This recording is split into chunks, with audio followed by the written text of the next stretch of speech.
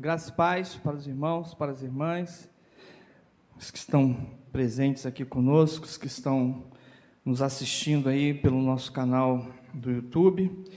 E estamos felizes, porque estamos nesse final de semana missionário, em que o Senhor tem nos dado o privilégio, a oportunidade de estarmos participando da missão com a nossa oferta missionária, com as nossas orações, e o Senhor nos direcionou uma palavra nessa noite, cujo tema é uma comunidade de servos e servas. Então te convido a abrir a palavra do Senhor no Evangelho de Lucas, capítulo 12, Lucas 12, nós estaremos lendo os versículos 35 ao 48. Convido a igreja para que se coloque de pé, em reverência à palavra do Senhor. Obrigado, pastor Osmar.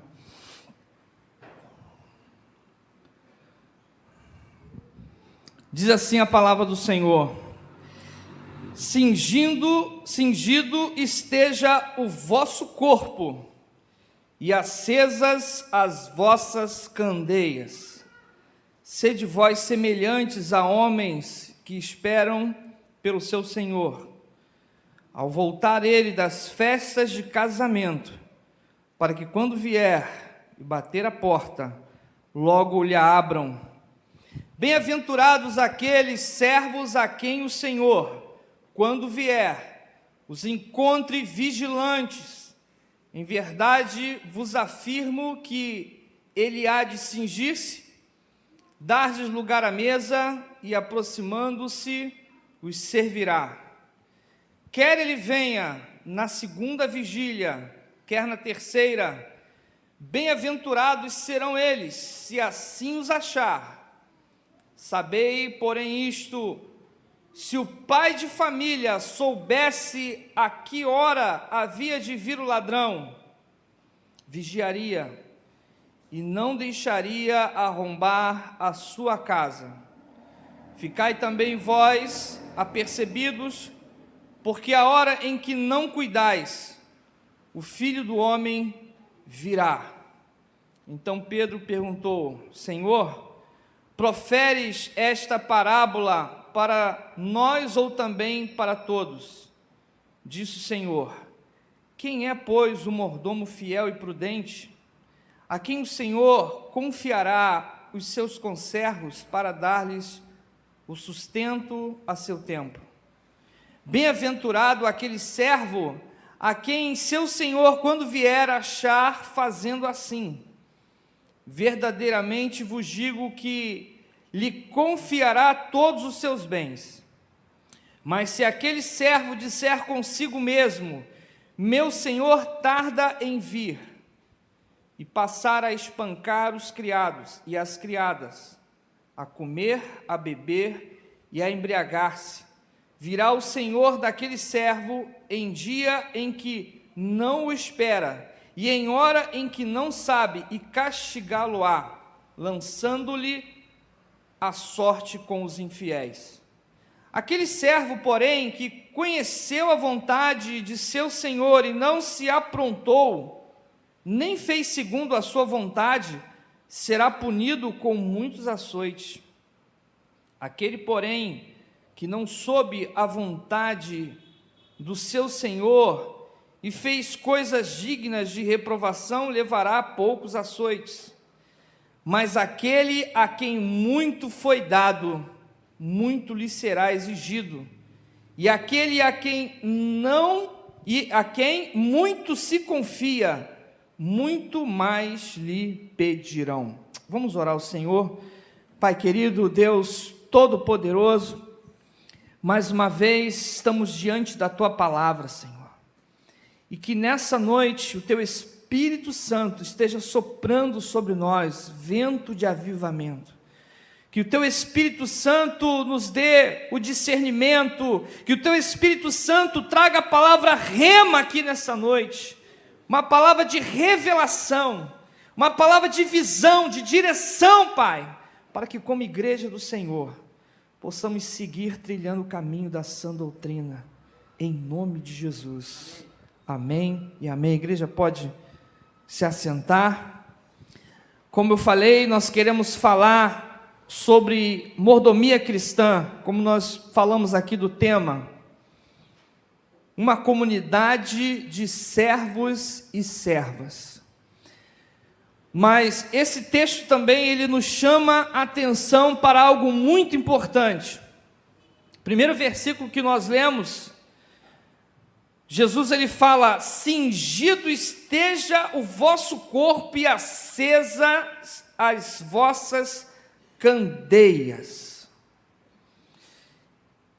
Em várias passagens do Evangelho, nós ouvimos a exortação de Jesus para que a sua igreja em todo tempo esteja preparada. Cingido esteja o vosso corpo.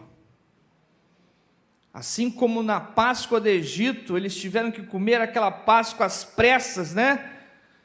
Na preparação para a saída, nós também, como igreja do Senhor, precisamos estar preparados. Quer o Senhor venha na segunda vigília, na terceira vigília. Para os judeus, né? Essa divisão do turno da noite era feita em 3 partes, para os romanos era em 4, mas certamente o Senhor Jesus não virá na primeira vigília, na segunda, talvez na terceira, e é sobre isso que Jesus fala aqui, porque Ele confiou a obra dEle para os seus servos. E aí, o último versículo, pastor Alberto, quando eu li aqui, eu fiquei preocupado. A gente fica preocupado, né? Mas aquele a quem muito foi dado, muito lhe será exigido, e aquele a quem muito se confia, muito mais lhe pedirão. E aí, pastor Edmar? Olha aí. Misericórdia, né? Agora, queridos, quando Jesus fala uma palavra exortativa como essa, não é para que a gente tenha medo de Deus, não é para que a gente tenha medo de Jesus, mas Jesus está falando aqui que nós devemos fazer as coisas de Deus com temor, com responsabilidade, porque nós não podemos subir no altar de Deus, nós não podemos fazer do altar da casa do Senhor um palco, um lugar onde a gente esteja representando, porque as coisas de Deus, elas são discernidas espiritualmente, e essa exortação não é só para aqueles que ganharam muitos talentos, né? Como tem uma parábola dos talentos, onde alguém recebeu 1 talento e escondeu o talento, porque tinha medo do Senhor. As coisas de Deus, elas precisam ser levadas a sério, porque o nosso Deus é um Deus santo, e nós precisamos nos aproximar dele com temor e fazer as coisas de Deus com seriedade, ainda que o Senhor aparentemente esteja demorando a vir, porque nós não podemos deixar de perceber que o nosso Deus é um Deus misericordioso, um Deus longânimo. Então Ele confiou a sua obra a servos fiéis. Então, cada um de nós, irmãos, não são apenas os pastores, mas todos nós que somos chamados para sermos discípulos e discípulas do Senhor. Cada um de nós temos recebido um talento de Deus. Cada um de nós somos chamados para o ministério, para servir na obra do Senhor. Então, em várias partes da Bíblia, os filhos de Deus são chamados de servos. Paulo, Timóteo, Moisés, tantos outros servos de Deus, né, se apresentaram como servos do Senhor.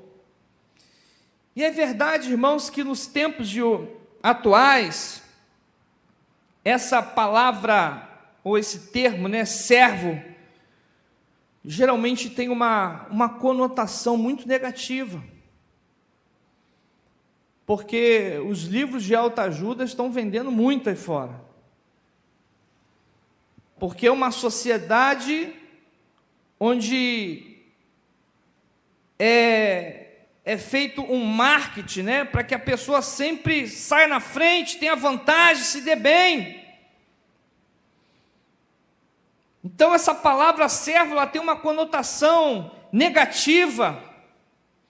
O nosso orgulho, vaidade, sentimento aí de grandeza, de egoísmo, não se agrada dessa palavra servo.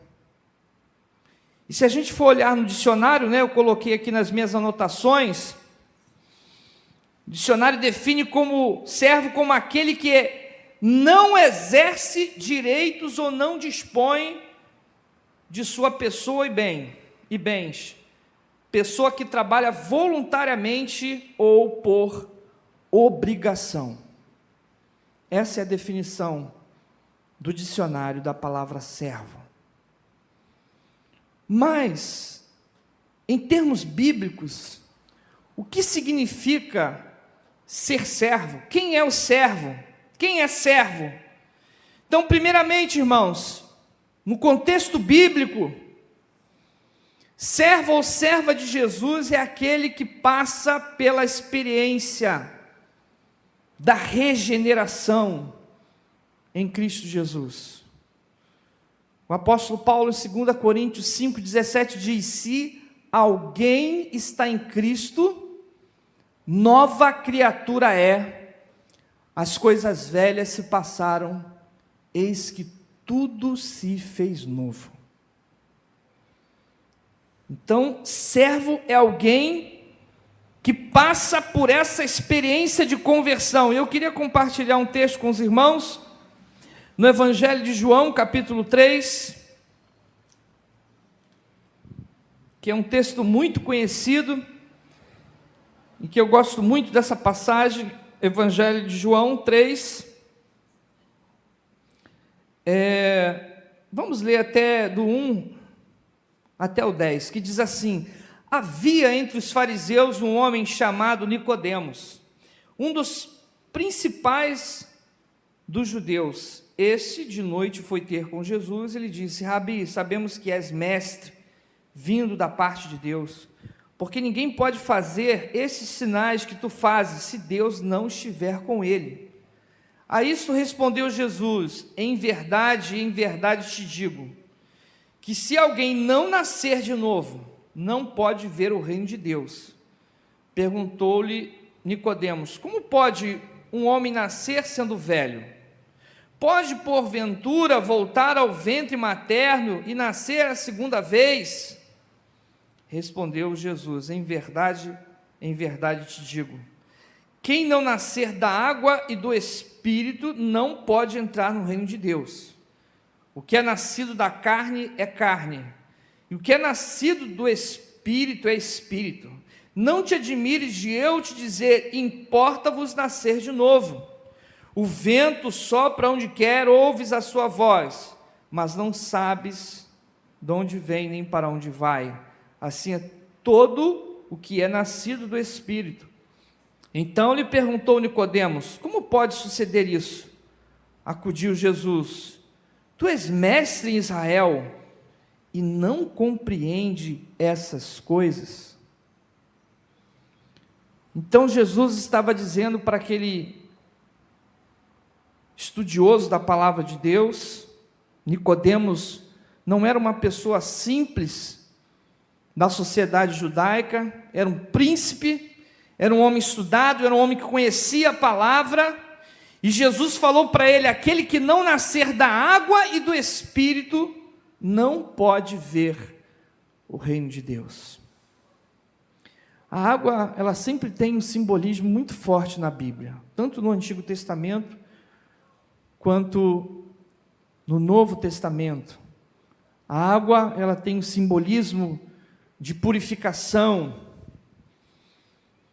Jesus também se apresentou como a água da vida. Então, para nós experimentarmos essa nova vida, nós precisamos emergir em Jesus, para experimentar esse novo nascimento, um nascimento espiritual. Porque a experiência da conversão, irmãos, não é uma coisa impositiva. Eu, pastor Alberto, pastor Edmar, nós podemos falar, mas quem vai convencer o pecador é o Espírito Santo de Deus.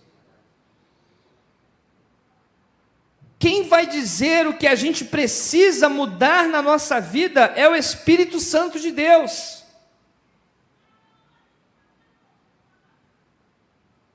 A palavra do Senhor tem as suas doutrinas, e é muito importante que a gente nunca confunda doutrina com costumes, porque costumes, às vezes, de tempo em tempo, pode mudar por influência da cultura, mas os fundamentos da fé, Jesus ele falou, o céu e a terra passarão, mas as minhas palavras não hão de passar.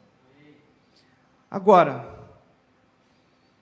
quem vai fazer você ter uma metanoia, como costuma dizer, usar o pastor Edmar, que está sempre usando o grego aí, né? Uma mudança de mentalidade, quem pode fazer isso é o Espírito Santo de Deus. É claro, irmãos, que a fé vem por ouvir e ouvir a palavra do Senhor. Nós sempre temos irmãos e irmãs aqui que estão sempre testemunhando o que Deus tem feito na vida deles, na vida delas.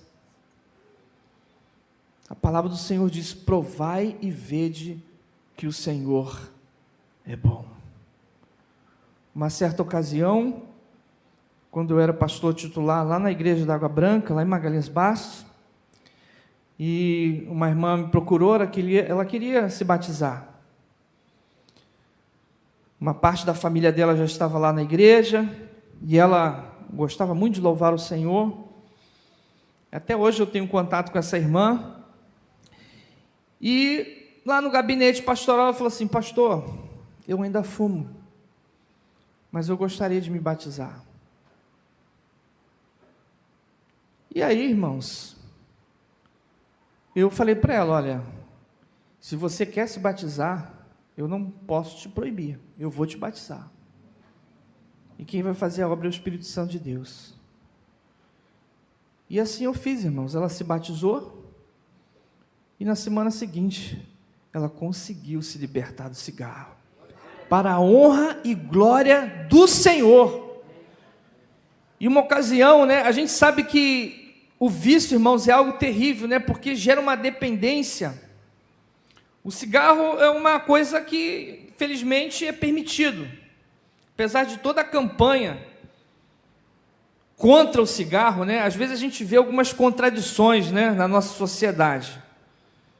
O cigarro, apesar de ser uma droga que é muito prejudicial à saúde, e aí é uma campanha forte aí, né?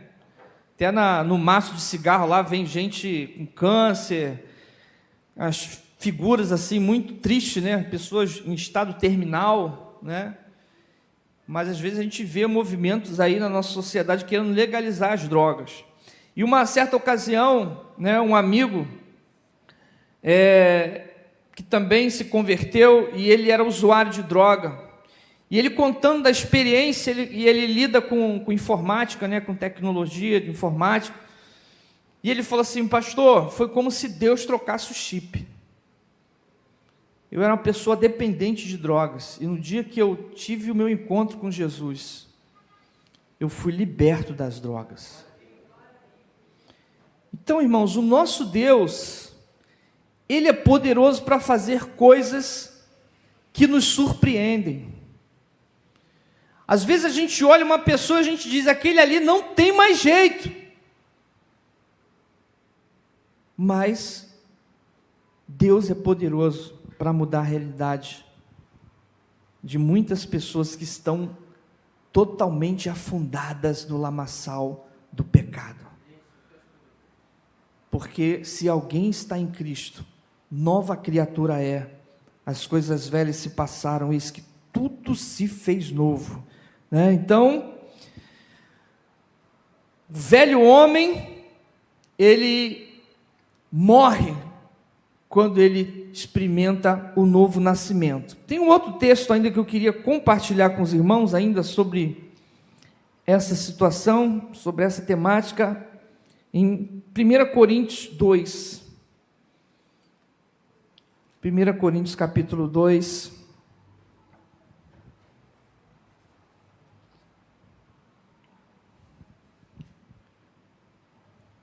Os versículos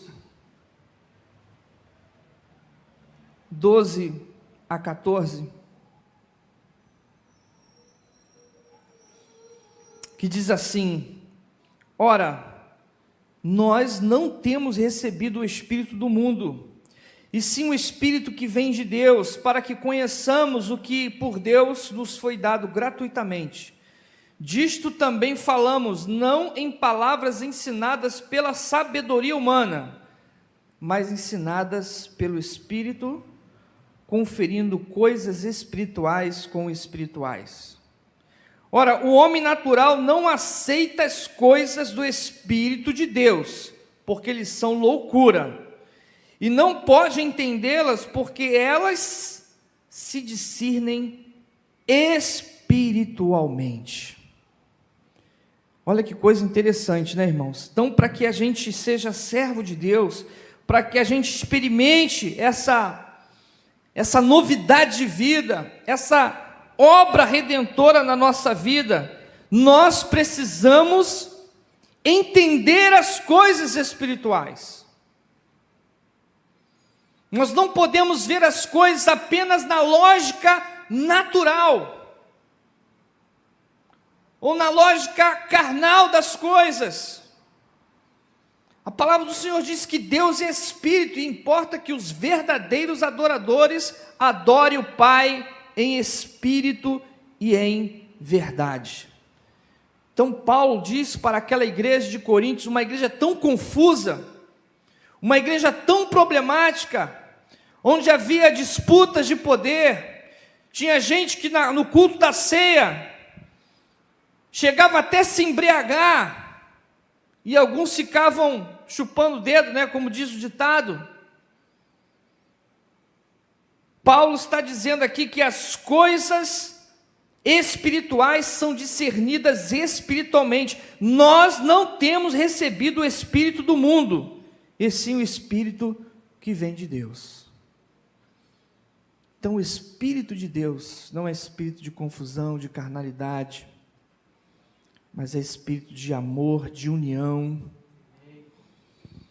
Então o homem natural não aceita as coisas do Espírito. Nós não podemos, irmãos, resistir ao Espírito de Deus. Se hoje ouvir a voz de Deus, não endureçais os vossos corações. E uma coisa, irmãos, é muito importante, porque a gente saber, a palavra de Deus, ela sempre vai exigir uma postura da gente. Então, meu desejo é que nessa noite, nenhum de nós aqui estejamos indiferentes ao que o Espírito de Deus está falando conosco. Nós podemos até negar, nós podemos até dizer não para Deus, mas nunca sermos indiferentes à palavra do Senhor. Que você esteja sempre disposto a dizer sim para Deus e viver a novidade espiritual.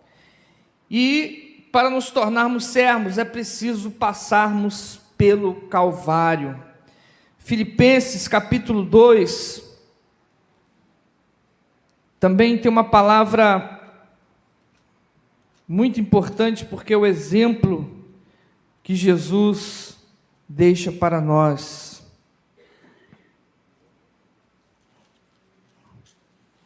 Filipenses 2, 5, 8. Tende em vós o mesmo sentimento que houve também em Cristo Jesus, pois ele, subsistindo em forma de Deus, não julgou como usurpação ser igual a Deus. Antes a si mesmo se esvaziou, assumindo a forma de servo, tornando-se em semelhança de homem, e reconhecido em figura humana, e a si mesmo se humilhou, e tornando-se obediente até a morte, e morte de cruz. Então não existe maior exemplo do que o exemplo de Jesus, o servo fiel, aquele que cumpriu cabalmente a sua missão, a missão que o Pai lhe confiou. Então, para sermos servos e servas do Senhor, irmãos, nós também precisamos viver uma vida em submissão, em obediência a Deus. Porque no céu, eu acredito e tenho certeza que nenhum anjo faz o que quer. Todas as miríades de anjos, todas as legiões celestiais estão subordinadas a Deus, são obedientes a Deus. O anjo que tentou se rebelar contra Deus foi expulso do céu, Satanás e os anjos rebeldes. Então, para sermos servos e servas do Senhor, nós precisamos ter uma vida de obediência. E isso passa, irmãos, pelos ministérios da igreja. Deus também tem levantado lideranças na igreja, a nível geral. Nós temos aí o colégio episcopal, temos a nossa região eclesiástica, temos o nosso bispo Paulo Rangel. Os pastores obedecem às diretrizes que são estabelecidas, diretrizes canônicas, porque sabemos que para sermos servos de Deus, temos que viver uma vida em obediência. E Jesus foi o maior exemplo. Então nós precisamos viver direcionados, guiados pelo Espírito Santo de Deus. E Paulo também fala aqui em Efésios capítulo 5, versículo 18, e não vos embriagueis com vinho, no qual há dissolução, mas enchei-vos do Espírito, falando entre vós, com salmos, entoando e louvando de coração o Senhor, com hinos e cânticos espirituais, dando sempre graças por tudo a nosso Deus e Pai, em nome de nosso Senhor Jesus Cristo, sujeitando-vos uns aos outros no temor de Cristo. Então, uma vida no Espírito Santo de Deus é vivermos aí uma vida em obediência ao Senhor, sujeitando-nos uns aos outros, vivendo uma vida em que a gente procura sempre buscar a edificação do nosso irmão, da nossa irmã, cooperando com o reino de Deus. Então aí a gente já pode concluir que é impossível ser servo de Deus na força da carne. Então a gente começa a entender, né, que murmuração não é coisa de Deus, rebelião não é coisa de Deus, obras da carne não são coisas do Espírito. Precisamos fugir daquilo que não agrada a Deus. A palavra do Senhor sempre recomenda a gente fugir da tentação. Mas quanto ao diabo, a palavra do Senhor diz: resistir o diabo e ele fugirá de vós. Porque o verdadeiro servo do Senhor, ele não combate a batalha espiritual na força da carne. Ele combate a batalha espiritual com as armas espirituais que Deus dá para ele. Então nós, como igreja do Senhor, a nossa capacidade não vem do nosso intelecto privilegiado, não vem dos nossos recursos financeiros, se nós temos uma vida abastada. Hoje eu estava ouvindo o testemunho do pastor Edmar, da carteira de motorista, das dificuldades na missão, às vezes até para a gente gerenciar a nossa vida secular. E aí eu me lembrei também do meu concurso público, Quando também eu fiz lá a prova, e algumas questões eu não sabia, eu tive que orar ao Senhor. Agora, isso não significa, irmãos, que a gente vai deixar Deus fazer tudo. Quando eu passei lá no meu concurso para sargento, há 30 anos atrás, 9 anos antes, um profeta de Deus foi na minha casa, eu não sabia nem o que eu queria ser na minha vida, e alguém falou para minha mãe: olha, o futuro profissional do teu filho está na carreira militar. Deus me mostrou estrelas no ombro do seu filho. Sargento não tem estrela, irmãos. Sargento tem divisa.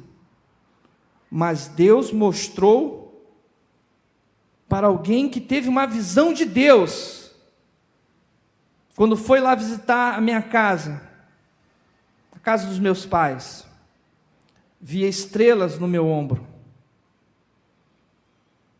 9 anos depois, aquela palavra profética se cumpriu em parte, Porque eu prestei o concurso,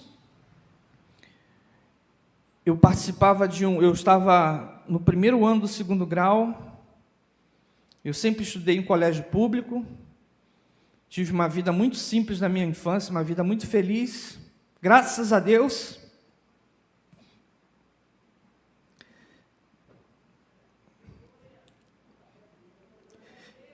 E montamos um grupinho de estudo.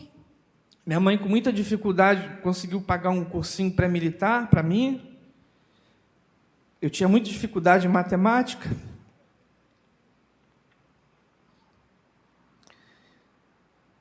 E daquele grupo,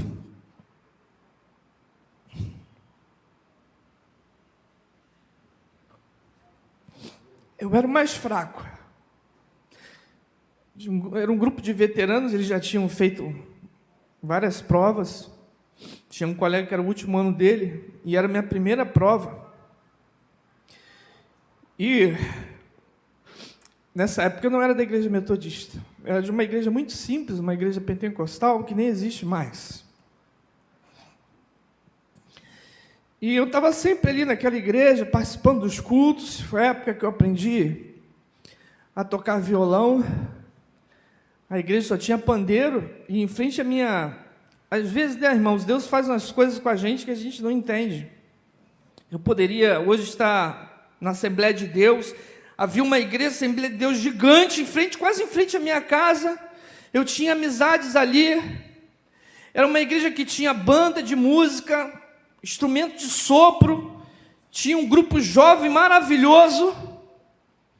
Mas a minha família se converteu numa igreja que nem templo tinha.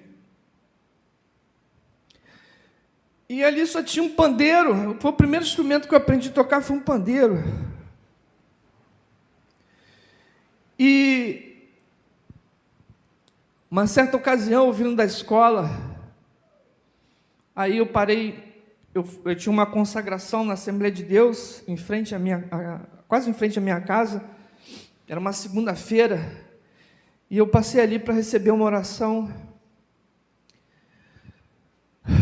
E no final, já era quase o final, eu estudava de manhã, já era mais de 1 hora. e às vezes a oração se estendia ali, e a irmã chamou as pessoas à frente para ser orado, e eu fui lá naquele altar, fui lá para receber a oração, e a irmã falou assim: meu filho, você vai fazer prova para o exército? Eu falei: vou, irmã.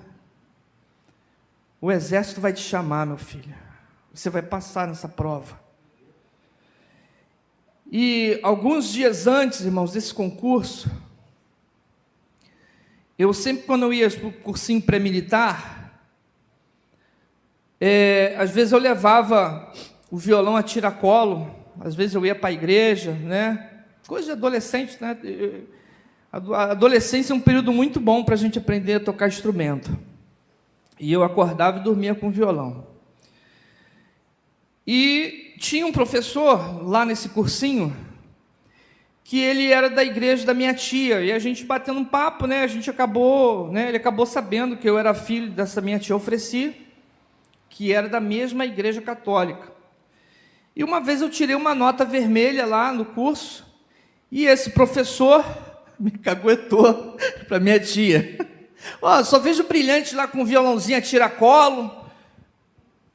Rapaz, aí uma vez eu fui lá para uma festinha que teve na família, e essa minha tia, ela já faleceu, mas era aquela tia matriarca, né? Uma tia que abraçava toda a família, a gente tinha muito carinho por ela, mas era ela daquelas, né? E uma vez ela chegou para mim e falou assim, porque ela era católica, meu pai é evangélico, né? Então às vezes rolavam umas discussões lá na família, né? Por causa de religião. E ela botou o dedão assim na minha cara e falou assim: meu filho, olha aqui, igreja não dá futuro para ninguém não, hein? Vê se você estuda, que não sei o que. E, irmãos, eu fiquei calado. Mas naquele dia que eu recebi aquela palavra profética, eu saí dali, e o versículo que vinha na minha cabeça era Hebreus 11:1. A fé é o firme fundamento das coisas que se esperam e a prova daquilo que não se vê.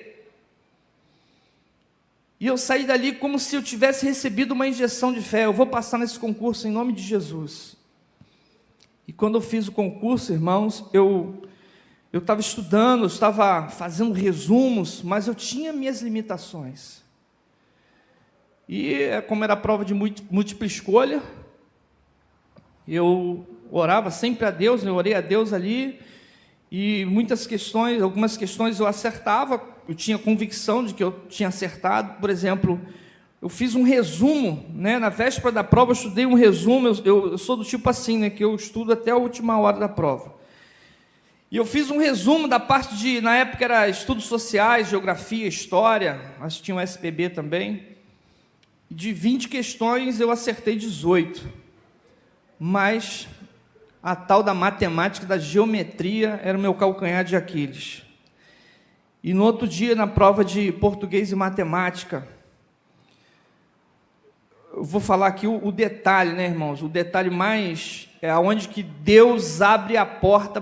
Quando Deus abre a porta, irmãos, ninguém fecha.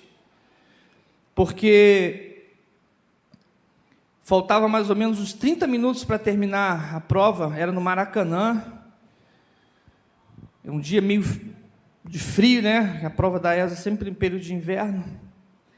E Boca de Ferro falou lá, falta 30 minutos. Eu tinha as 4 questões de geometrias que eu não sabia nada, irmãos. E aí eu orei e pedi a direção do Espírito Santo. E chutei, aquele chute bonito. Aquele chute bonito, irmãos.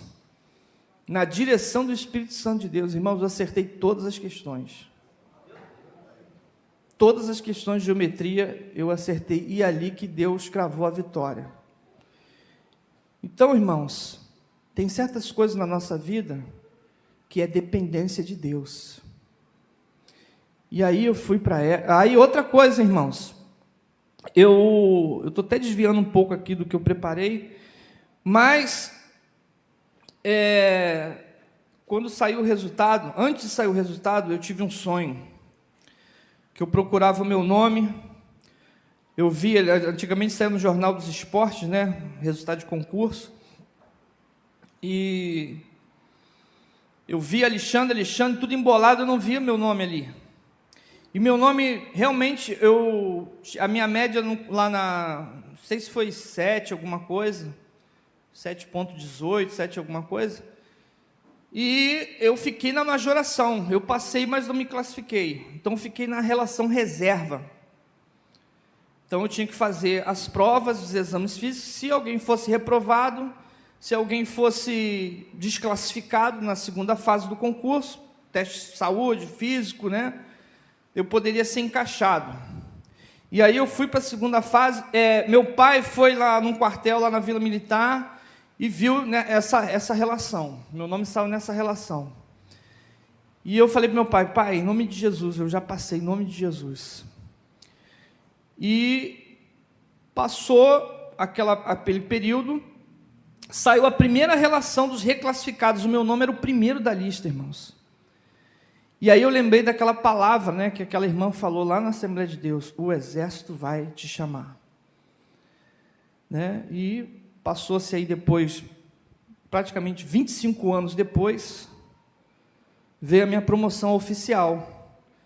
Eu era subtenente, e a promoção de subtenente para segundo tenente do Exército é só por merecimento. Eu prestei um concurso interno, passei nesse concurso, graças a Deus, mas esse concurso ele não garante a promoção. A promoção, porque nas Forças Armadas, particularmente no Exército, tem um sistema de pontuação ao longo de toda a sua carreira. Então, é feita essa somatória de pontos, né?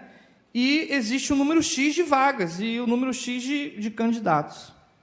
E na terceira leva eu fui promovido pela misericórdia, pela graça e misericórdia do Senhor. Então se cumpriu aquilo que aquele irmão, né, Deus mostrou da estrela no ombro, né, a minha promoção de oficial. Então, às vezes nós precisamos nos colocar na dependência de Deus. É claro que homens como o apóstolo Paulo, homens intelectualmente capacitados, com muitos talentos, foram usados por Deus, mas Paulo, diante do conhecimento de Cristo, ele considerou tudo como lixo, como esterco. Então nós não somos nada sem Deus, irmãos. Então ser servo de Deus é entender que somos mordomos na obra do Senhor. Se Deus tem te dado uma conta bancária abençoada, glória a Deus, que você possa fazer uma gestão idônea, cuidadosa, que você possa ser também um cooperador na obra de Deus com seus recursos financeiros. Se você não tem esses recursos financeiros, Deus vai te usar de outra maneira. Mas quando nós nos sentamos à mesa do Senhor, não há rico nem pobre, né? Não há grego, não há judeu, todos somos iguais diante do Senhor. Todos nós estamos na mesma condição. Então, ninguém foi tão cheio do Espírito Santo como Jesus. Jesus se tornou o exemplo de servo, porque mesmo sendo Deus, se esvaziou de toda a sua glória, e Jesus viveu aqui nesse mundo na dependência do Pai. A minha comida consiste em fazer a vontade do Pai. Jesus não fugiu do script, não fugiu da missão. Então, se você tem recebido um chamado de Deus, uma missão do Senhor, seja obediente, seja servo, cumpra a sua missão, porque Deus vai te usar nesse serviço. Então, por último, irmãos, servo é aquele que se dispõe a servir. E aí eu queria compartilhar o último versículo, o último texto bíblico que eu selecionei aqui, Colossenses capítulo 3, 12 ao 17.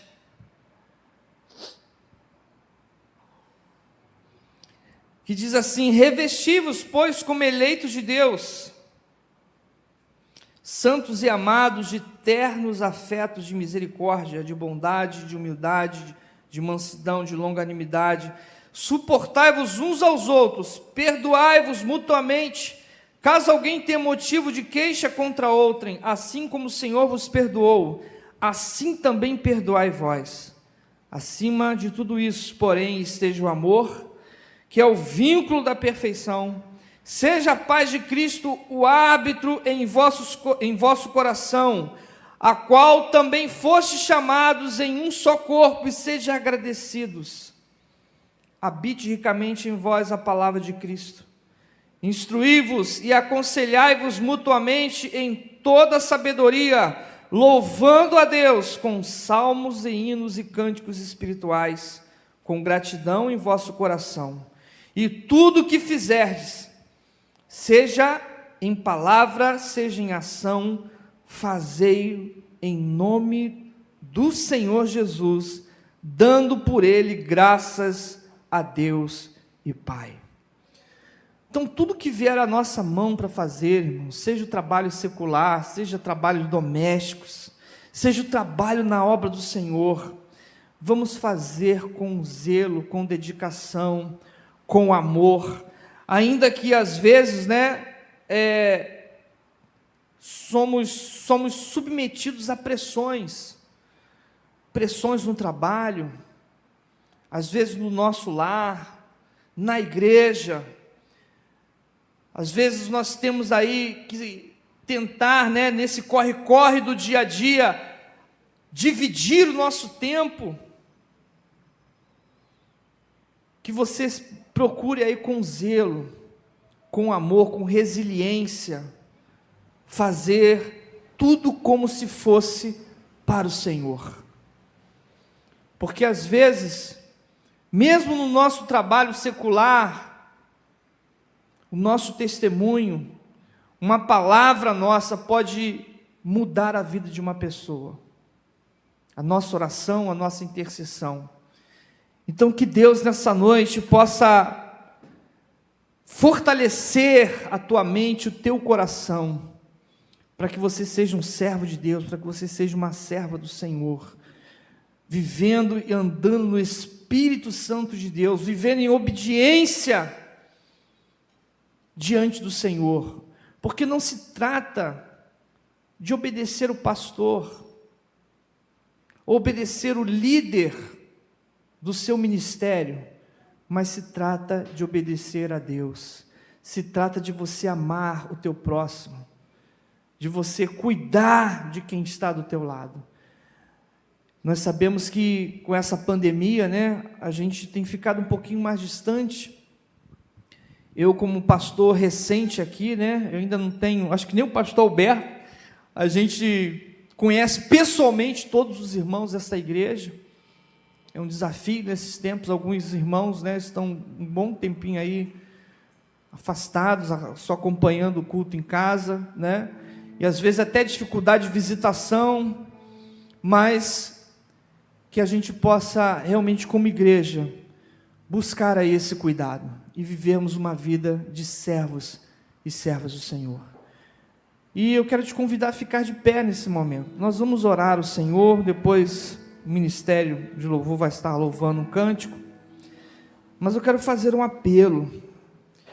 Se você sentiu o desejo de vir até o altar nessa noite, você que quer ser um servo de Deus, uma serva do Senhor, não sei se todos aqui já passaram por essa experiência da regeneração, de ser uma nova criatura, de entregar a sua vida para Jesus, ou que precisa de um quebrantamento, precisa quebrar algumas muralhas, algumas resistências, para que possa estar exercendo a mordomia cristã, dentro da visão que o Espírito Santo quer dar para a tua vida, para o teu ministério. Quero te convidar que você venha até o altar do Senhor. Eu vou pedir ao pastor Alberto que faça esse clamor nesse momento, ore. Se você sentiu o desejo de vir até o altar, esse é o momento para que a gente esteja orando pela sua vida, para que o Espírito Santo de Deus esteja fortalecendo e te capacitando para toda boa obra, em nome de Jesus. Se não há ninguém, mesmo assim eu vou pedir ao pastor para que esteja orando pelos irmãos e irmãs.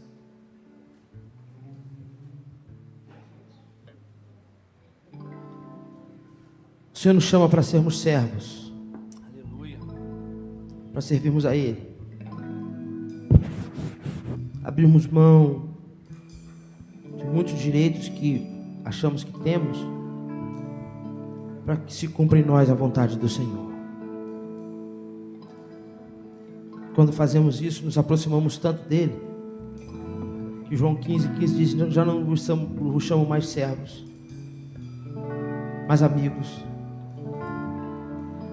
Que nessa noite o Senhor nos torne amigos de Deus, que façamos tanto a vontade do Senhor e sejamos tão íntimos dele, que Ele nos reconheça como seus amigos. Se você quer isso, coloque a mão no seu coração. Senhor, aqui estamos nós. Servir ao Senhor não é uma determinação mental, mas antes de tudo é a obra do Espírito Santo. Somos atraídos não por causa de uma bela palavra, mas somos atraídos por causa do convencimento do Espírito Santo. Que seja o Senhor então a transformar e a convencer-nos, porque nós não queremos caminhar conforme a nossa vontade, nós não queremos viver conforme aquilo que decidimos ser melhor para nós, não, Senhor, mas queremos ser dirigidos pelo Teu Espírito Santo.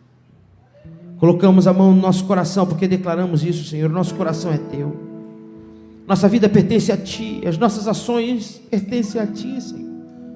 Que o Teu Espírito Santo nos transforme de tal forma que as pessoas olharem para nós, vejam que algo diferente está acontecendo na nossa vida, que a mudança do Senhor, que a transformação de Deus, que os vícios, Senhor, sejam destruídos, que as atitudes que não Te glorifiquem, ó Deus, sejam desfeitas na nossa vida, e que prevaleça em nós a Tua vontade, que prevaleça em nós a Tua graça, prevaleça em nós o Teu amor. Somos Teus, Jesus, somos Teus, nos entregamos a Ti, nos lançamos nas Tuas mãos, para sermos usados por Ti, e nessa noite declaramos: usa-nos, Senhor, que, ó Deus, usas, que através de nós, a Tua vontade se estabeleça, vidas sejam alcançadas, ó Deus, para a glória do Teu nome, e a nossa vida seja para a exaltação do Senhor. Somos Teus, Senhor, somos Teus, somos Teus, e que a Tua bênção esteja sobre nós, Tua graça, Teu amor, em nome de Jesus, em nome de Jesus, amém, querido? Você é do Senhor Jesus, amém? Então diga: Senhor Jesus, eu sou Teu. Diga: Senhor Jesus, a minha vida Te pertence, faça de mim em mim a Tua vontade, e usa-me, Senhor, como Teu servo, em nome de Jesus, em nome de Jesus, amém? Você pode, de mãos levantadas, aplaudir ao Senhor, exaltar a Ele, glorificar o nome do Senhor. Esses aplausos são expressão do nosso louvor, esses aplausos são expressão da nossa adoração. Bendito seja o nome do Deus eterno e poderoso, aleluia, aleluia, aleluia, aleluia, glória a Deus, glória a Deus.